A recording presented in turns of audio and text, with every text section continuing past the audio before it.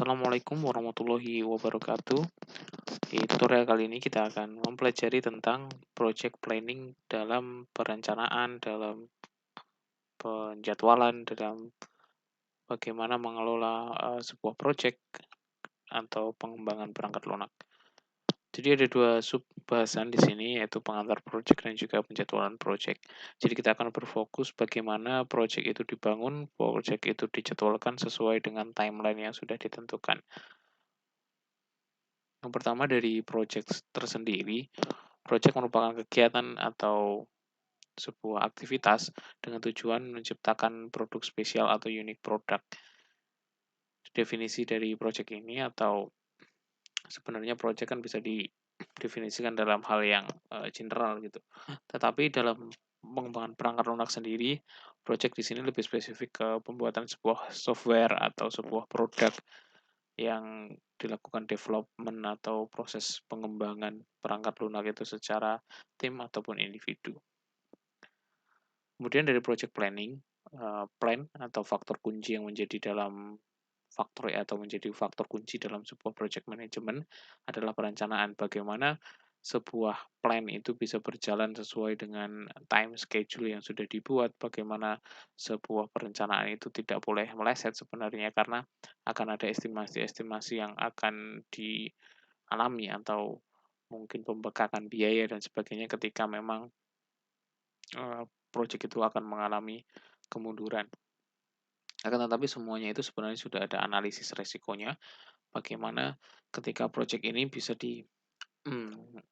kerjakan mundur gitu, ketika memang ada toleransi waktu yang kadang memang diberikan dari pembuat project tersebut. Jadi ada 3 hal di sini, ada time terkait waktu, kemudian juga terkait cost atau biaya. Dua hal ini tentu akan mempengaruhi sekali bagaimana pembuatan sebuah perangkat lunak, pengembangan. Kita berbicara konteks dalam pengembangan perangkat lunak, jadi dalam waktu dan juga biaya yang dikeluarkan juga akan berpengaruh ketika waktu pembuatannya itu akan mengalami kemunduran, ataupun juga skopnya. Biasanya bagaimana pengembangan sistem itu akan menjadi sangat melebar ketika tidak ada restriction atau batas-batas yang memang diberikan oleh developer. Misalkan dalam pengembangan sistem akademik hanya disepakati sampai dengan pengolahan presensi, kemudian juga data-data mata kuliah, data-data nilai. Akan tetapi ketika tidak ada scope yang dibatas atau lingkup yang dibatasi oleh developer, mungkin saja akan mengembangkan sebuah sistem lain mungkin dalam presensinya menggunakan RFID padahal di dalam sebuah plan-nya itu tidak ada. Jadi ada ketika batasan pokok dalam project management, waktunya seperti apa, kemudian juga biayanya seberapa besar dan juga terkait dengan scope yang akan diambil. Jadi ketika memang batasnya itu sudah misalkan tadi dalam kasus sistem akademik itu tidak ada presensi menggunakan RFID atau menggunakan sensor, maka tidak perlu dikembangkan sejauh itu. Karena ada skop-skop yang memang harus diperhatikan. Jadi tidak akan melebar-lebar ke mana-mana terkait dengan pengembangan atau dari pengerjaan proyek tersebut. Kemudian project management triangle di sini ada time, cost, dan juga scope yang akan me, mempengaruhi dari quality ketika project itu dikerjakan sesuai dengan timeline-nya, biayanya juga nanti dapat terukur, tidak membengkak, dan juga skopnya itu sesuai dengan apa yang didefinisikan di awal, itu maka akan menjadi atau sebuah ukuran dari kualitas dari project management triangle ini. Faktor keberhasilan terkait manajemen proyek atau pengembangan perangkat lunak di sini, misalkan kita berbicara dalam sebuah penelitian ada 2000 kasus, dalam 28% yang sukses dalam pengembangan sistem, sisanya 72% gagal. Selesai tapi terlambat. Selesai tapi over budget. Atau tidak semua kebutuhan terpenuhi dengan baik. Jadi bisa dikatakan bahwa sebuah project ini bisa dikatakan berhasil itu kalau benar-benar sukses, itu kalau timeline-nya jelas, tidak over budget, tidak juga scope-nya melebar-lebar. Nah, tadi 3 kunci dari triangle management tadi yang perlu diperhatikan. Jadi definisi dari awal itu sudah jelas, mengembangkan sistem A dengan batas-batas yang sudah ditentukan, waktu yang sudah ditentukan, dan juga biaya yang sudah ditentukan. Jadi keberhasilan atau kesuksesan sebuah proyek itu juga terukur dalam 3 hal tersebut. Jadi adanya pengembangan proyek, adanya planning, kontrol, dan juga eksekusi yang matang itu akan menjadi salah satu pertimbangan dari kesuksesan atau kegagalan dalam sebuah project management. Alasan-alasan dari kegagalan proyek tersebut, di antaranya ada persyaratan yang tidak lengkap atau berubah-ubah. Nah, sebenarnya ada juga cara untuk mengakali atau persyaratan itu memang memang menjadi hal yang penting gitu. Misalkan jangan menggunakan metode waterfall, metode pengembangan sistem waterfall ketika memang persyaratan itu akan berubah-ubah di tengahnya. Kita bisa gunakan mungkin Scrum atau metode pengembangan development system yang lain. Akan tetapi juga tidak boleh terlalu dinamis pergerakan itu sehingga akan sangat mempengaruhi dari laju pengembangan sebuah perangkat lunak ketika memang rekrutmen atau requirement-nya itu berubah-ubah terlalu cepat atau tidak konsisten, itu juga akan mempengaruhi dari project tersebut. Kemudian juga keterlibatan penggunanya, kemudian juga kurangnya dukungan dari teknis, eksekutif, juga planning yang gagal atau tujuannya yang masih belum jelas, development ini untuk apa, misalkan saya hanya ingin sistem informasi akademik, tidak jelas apakah dia akan berfokus ke pengolahan data nilainya saja atau dia sampai ke software atau hardware yang bisa untuk menangkap presensi by system, itu tujuannya masih belum jelas, itu juga akan mengakibatkan dari sebuah kegagalan proyek atau juga kurangnya sumber daya yang dibutuhkan. Kemudian keberhasilan proyek juga nanti banyak faktor yang mempengaruhi seperti kejelasan, sudah jelas definisi sistemnya seperti apa, seberapa besar keterlibatannya, kemudian juga dukungan penuh, perencanaan proyek yang juga detail dan juga terperinci. Nah, ini salah satu yang tidak mudah untuk didefinisikan bahwa memang kadang pengembangan perangkat lunak itu tidak sesuai atau tidak selalu mulus sesuai dengan harapan. Jadi ada hal-hal yang memang harus dipertimbangkan atau risk management yang baik dari pengembangan perangkat lunak ini. Jadi jadwal kerja juga nanti akan berpengaruh di situ bagaimana apakah jadwal kerjanya itu realistis. Misalkan dalam mengembangkan sistem hanya diberikan waktu 1 bulan dengan big system, dengan sistem yang mempunyai scope yang luas, itu tentu akan memiliki jadwal kerja yang kurang manusiawi untuk dilakukan. Walaupun itu banyak tim, akan tetapi juga ini akan menjadi pertimbangan bagaimana menentukan sumber daya yang digunakan, seberapa butuh sumber daya yang digunakan dalam proses pengembangan perangkat lunak. Misalkan butuh 20 orang programmer untuk pengembangan sistem yang besar. Nah, di situ juga tentu perlu dipertimbangkan juga kembali apakah 20 itu terlalu banyak sehingga menjadi kurang efisien atau kurang. Nah, itu perlu ada hitungannya tersendiri. Kemudian peranan project manager di sini bisa memanage atau mengatur dari employee-nya atau dari karyawan-karyawan yang mengembangkannya. Jadi tergantung juga dari bagaimana manajemennya, tidak hanya sekedar bisa membuat schedule yang baik, tapi juga bisa memotivasi, kemudian juga bisa membuat atau membangun sebuah atmosfer dalam suasana kerja yang baik, itu juga akan berpengaruh ke pelaksanaan dari pengembangan ini. Jadi tanggung jawabnya ada internal dan juga eksternal. Internal tentunya ke dalam, di mana dia akan bertanggung jawab dengan atasannya secara langsung, ataupun eksternal, dia juga akan terlibat dengan banyak stakeholder-stakeholder di luar sana yang membutuhkan atau dari berhubungan dengan project manager. Seperti ini untuk internal tadi untuk menugaskan anggota tim, merekrut, juga membuat jadwal proyek, ini lebih ke bagaimana tadi koordinasi ke internalnya. Kemudian eksternalnya terkait dengan stakeholder yang luar, ada hubungan relationship dengan developer mungkin yang akan membangun, kemudian juga dengan kliennya dan juga dengan sumber-sumber daya yang lain. Kemudian project manager di sini posisinya dia ada sebagai penghubung lah atau bridge bagi banyak pihak. Jadi ada usernya, kemudian team leadernya, ada subcontractor, ada juga user, ada oversight commit.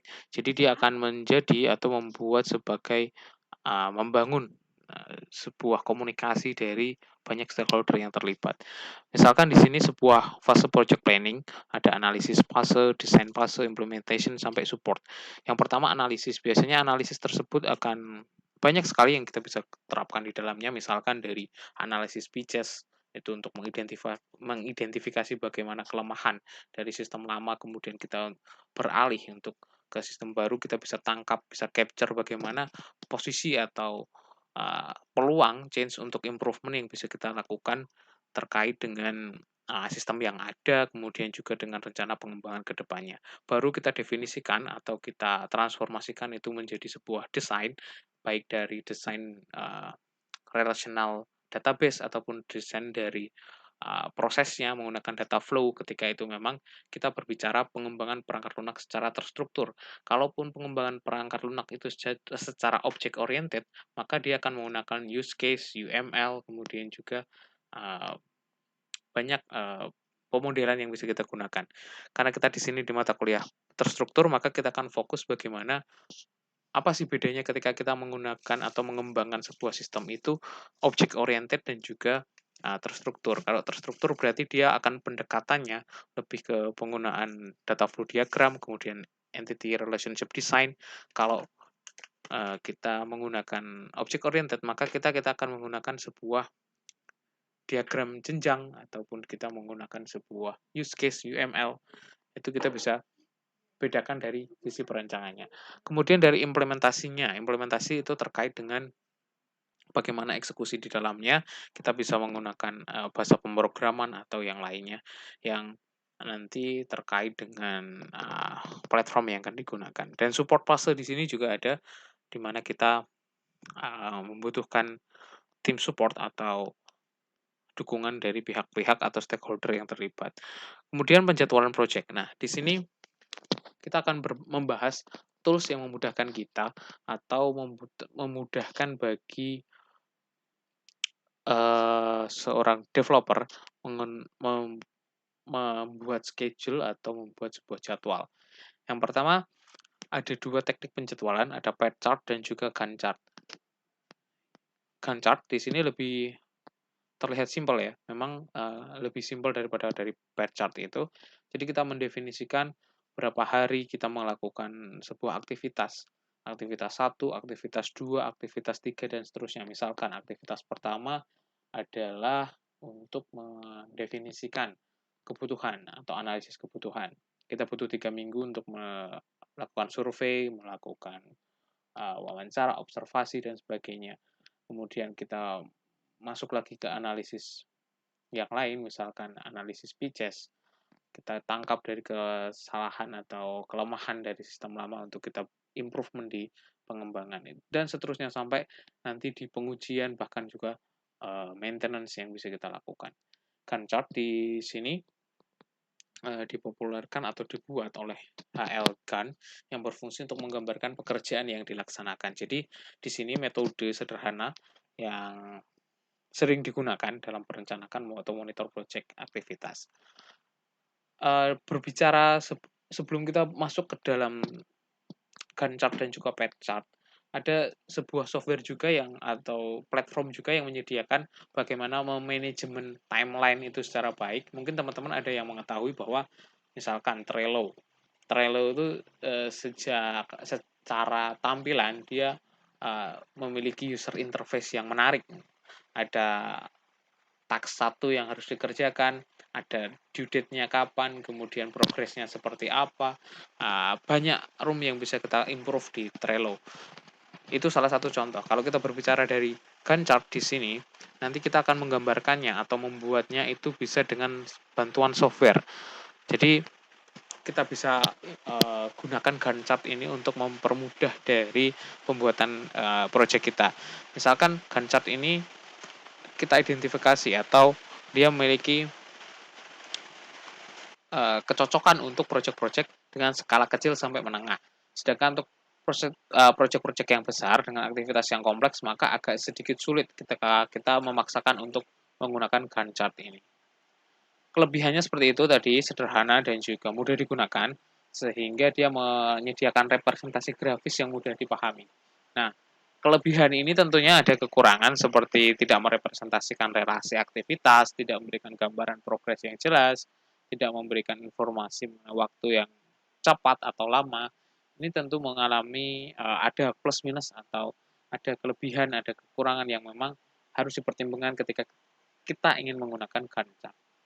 Jadi kan chart tool di sini ada beberapa Microsoft Project, misalkan untuk Windows, ini bisa kita download atau memudahkan teman-teman ketika memang sudah based on Windows dan juga sudah terbiasa dengan produk-produknya Microsoft. Ataupun untuk Mac itu juga Compiler Start itu bisa kita gunakan atau online yang tanpa melakukan instalasi ada TeamGAN, ada TeamWix, Smartsheet atau Gantt. Jadi terserah teman-teman mau menggunakan yang mana platform untuk membuat Gantt chart-nya. Yang jelas dari Gantt chart ini dia ada timeline yang jelas, maksudnya aktivitas 1, aktivitas 2, aktivitas 3 itu apa saja sampai aktivitas terakhir dengan timeline yang sudah ditentukan. Misalkan tadi ya aktivitas 1 3 minggu, aktivitas 2 2 minggu dan seterusnya.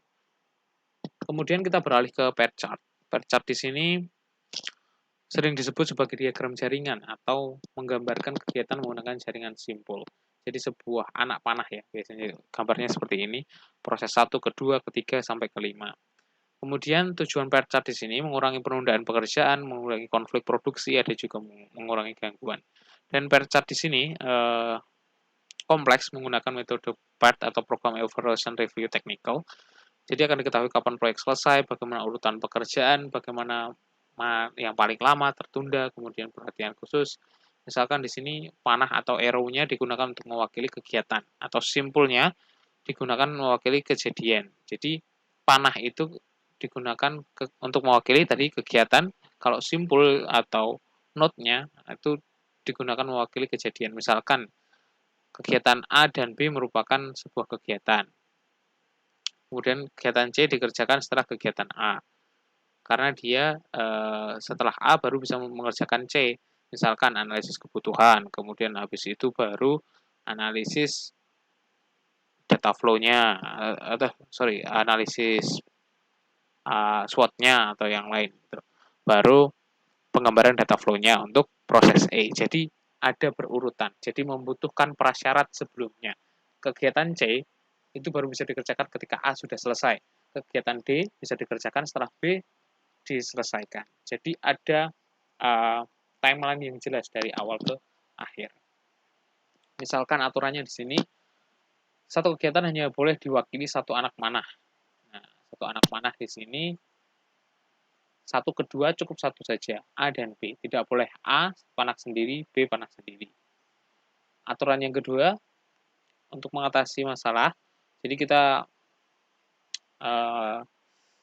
harus dibuat kegiatan dummy. Jadi ada. Kemudian juga meyakinkan hubungan urutan, jadi bisa membuat sebuah daftar pertanyaan, misalkan kegiatan apa yang harus selesai terlebih dahulu, kegiatan apa yang harus mengikuti kegiatan ini, atau kegiatan apa yang harus dikerjakan serentak. Jadi kita bisa mengidentifikasi, misalkan A, B, C, D, E.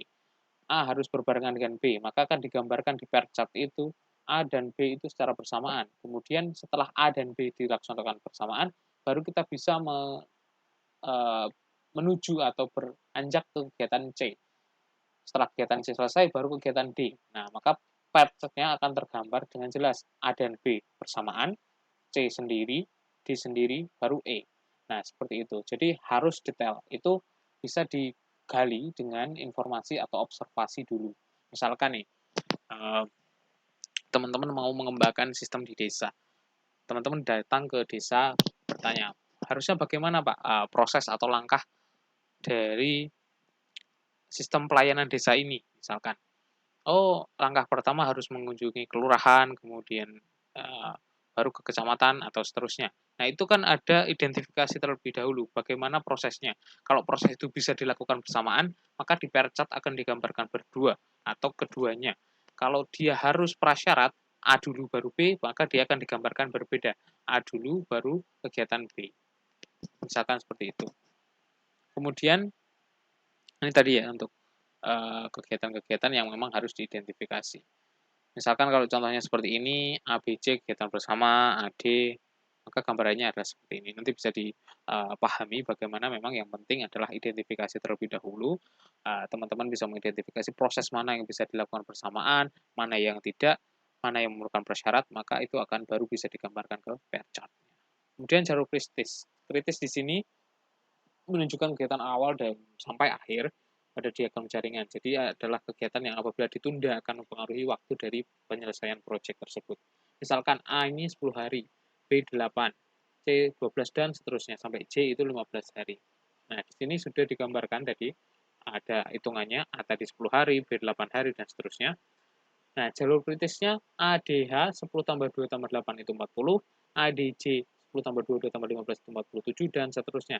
Kesimpulannya adalah jalur kritis ada di BEJ. Kenapa? BEJ menjadi sebuah titik atau jalur kritis karena nilainya paling tinggi. Nah, kita kembali ke slide sebelumnya. Jalur kritis merupakan kegiatan yang apabila ditunda akan mempengaruhi waktu penyelesaian proyeknya. Jadi ketika kegiatan B, E, dan J ini yang mempunyai nilai sebanyak 50 atau nilai paling tinggi, ketika ini ditunda, maka atau ini yang bermasalah kegiatan B, E, dan J-nya, maka ini akan berpotensi untuk memundurkan proyek dari pengembangan perangkat lunak kita. Jadi ini menjadi critical point, menjadi salah satu hal yang penting untuk di-highlight oleh seorang project manager, bagaimana kita bisa menggunakan atau kita bisa mengidentifikasi bahwa project inilah yang nanti seharusnya kita utamakan jalannya. Karena ini adalah sebuah critical point, di mana jalur BEJ itu merupakan nilai dengan maksimal poin paling besar, maka jalur kritis ini harus kita utamakan. Misalkan dari BEJ ini, ada sebelum kita menyelesaikan B, E, dan J, maka kita harus mengidentifikasi terlebih dahulu. Ada tidak prasyarat yang memang perlu kita dahulukan sebelum kita menuju ke B, E, dan J. Misalkan di E butuh proses B. Di sini kita coba. Di sini ya kita ke E. Sebelum ke E berarti kita butuh proses B. Kita selesaikan ini terlebih dahulu. Dan kita sebelum ke J, maka kita butuh proses G. Sebelum proses G kita butuh lagi C. Maka ini akan menjadi critical point di mana B, E, dan J ini harus diutamakan. Kalau mengutamakan B, E, dan J, maka kita juga harus mengutamakan C dan juga G. Karena ketika C dan G ini terhambat, J-nya tidak akan bisa berjalan. Karena tadi kalau pair chart kan, dia kalau searah atau dapat dilaksanakan berjamaah ya, atau bersama-sama, itu berarti D dan F. Ini misalkan ini bisa dilaksanakan secara bersamaan. Itu tidak akan masalah. Tapi kalau J ini, berarti kan dia harus ada prasyaratnya ke G dan juga prasyarat ke C.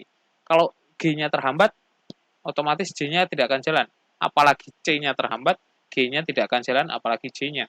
Jadi kita utamakan di C, di G, kemudian baru kita bisa ke J. Jadi critical point-nya di B, E, J, kita bisa jalan, setelah B itu E, kemudian baru sebelum ke C, kita selesaikan C dan G. Misalkan C itu analisis kebutuhan, kemudian G itu analisis kelayakan, dan seterusnya.